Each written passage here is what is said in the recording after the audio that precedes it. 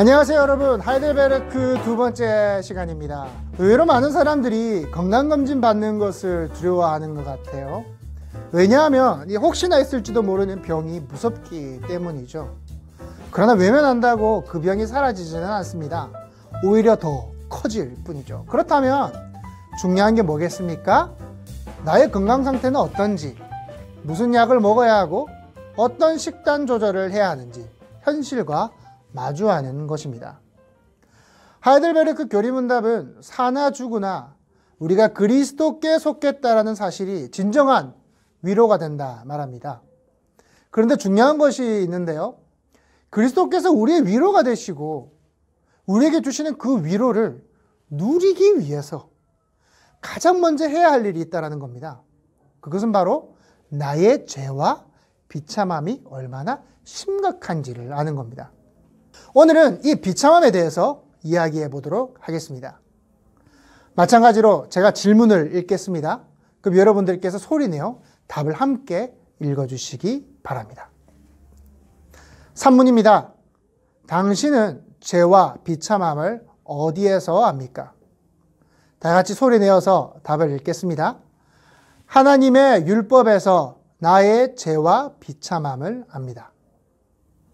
4문입니다.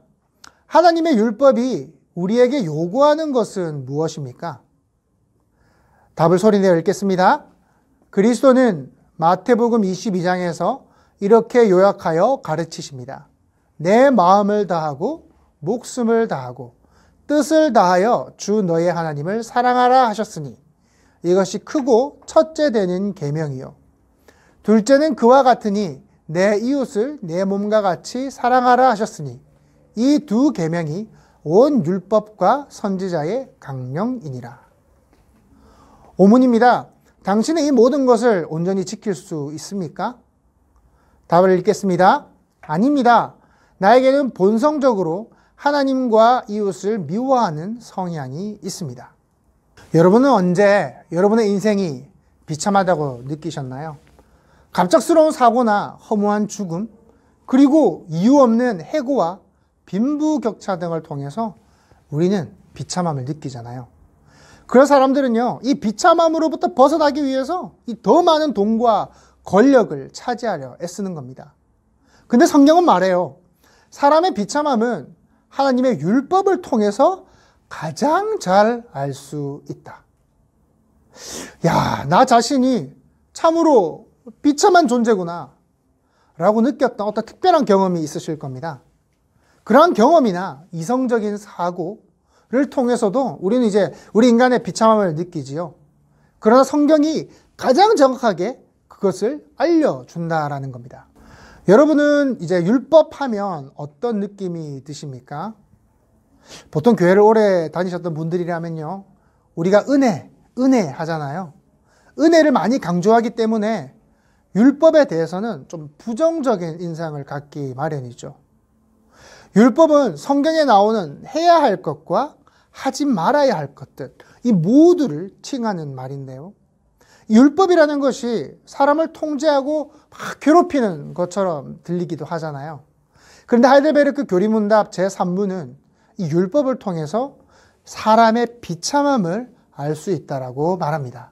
마치 엑스레이 혹은 MRI 영상기 같은 역할을 한다라는 것이죠. 여러분, 율법을 통해서 무엇을 알 수 있을까요? 우리가 어떻게 하나님의 뜻대로 살 수 있는가를 알 수가 있습니다. 무엇이 선이고 무엇이 악인지를 알게 된다는 것이죠. 그렇다면 여러분들 어떻게 생각하십니까? 성경에 나오는 이 율법을 그 자체로 나쁘다라 할 수 있을까요? 그렇지는 않겠죠. 오히려 사람들에게는 하나님의 뜻을 알려주는 귀한 도구라 할 수 있을 것 같아요. 우리는 율법을 드러난 그 하나님의 뜻을 통해서 우리 인간이 얼마나 하나님의 법을 어기고 있는가, 우리가 얼마나 하나님을 불순종하고 살고 있는가, 인간의 비참함을 깨닫게 되는 것입니다. 성경에 나오는 율법은 3가지가 있습니다. 도덕법, 의식법, 시민법입니다. 첫 번째 도덕법입니다. 쉽게 말해서 사람이 율법이 없으면 무엇이 죄인지 구분하지 못한다라는 거죠. 아이가 있습니다. 이 아이에게 어떤 잘못된 행동인지 가르쳐주지 않으면 이 아이는 나쁜 줄 모르고 계속 그 행동을 하게 되죠. 탐내지 말라는 율법을 보고 탐심이 죄인 것을 알게 되는 것이고요. 살인하지 말라라는 율법을 보고 다른 사람을 죽이면 안 된다는 사실을 깨닫게 되는 겁니다. 이처럼 율법에는 사람이 어떻게 인생을 살아가야 하는지에 대한 하나님의 뜻이 담겨져 있습니다. 두 번째는 의식법입니다. 구약의 이스라엘 백성들이 받았던 그 각종 절기들과 제사 방식들, 그러한 것들에 관한 것이죠. 하지만 이러한 의식법들은요, 예수 그리스도께서 오신 이후로 더 이상 우리에게 지킬 필요가 없어졌습니다. 마태복음 27장에는 예수님이 십자가에 못 박혀 죽으실 때 성전의 휘장이 위에서 아래로 찢어졌다 설명하고 있잖아요. 이것은 이제 제사를 더 이상 지낼 필요가 없어졌다라는 것을 의미하는 것이죠. 도덕법은 오늘날 시대에도 여전히 하나님의 뜻을 나타내기 때문에 폐기되지 않았습니다. 지켜야 하는 거예요. 하지만 제사 등에 관한 의식법은 예수님이 오셨기 때문에 더 이상 필요가 없어져 폐기된 것입니다. 세 번째는 시민법입니다. 하나님은 국가 단위에 맞는 법을 제정해 주셨는데요.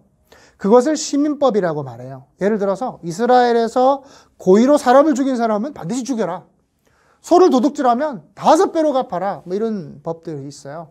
근데 지금은 이런 법을 그대로 시행할 수 있는 나라가 없잖아요.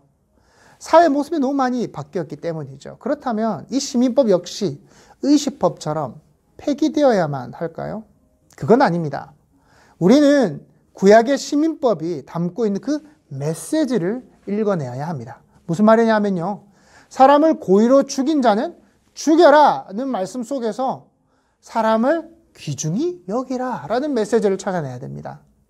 소를 훔쳤으면 5배로 갚아라 라는 말 속에서 도둑질해서 다른 사람을 괴롭게 해서는 안 된다라는 근원적인 내용을 읽어내야 하는 것이죠. 자, 간단히 정리해 보겠습니다. 율법에는 3가지가 있다고 말씀을 드렸죠. 바로 도덕법, 의식법, 시민법입니다. 도덕법은 구약에서부터 지금까지 적용되는 것이고요. 의식법은 폐기된 것입니다. 시민법은 그 정신을 읽어내는 것이 중요한 것이라 말씀을 드렸습니다.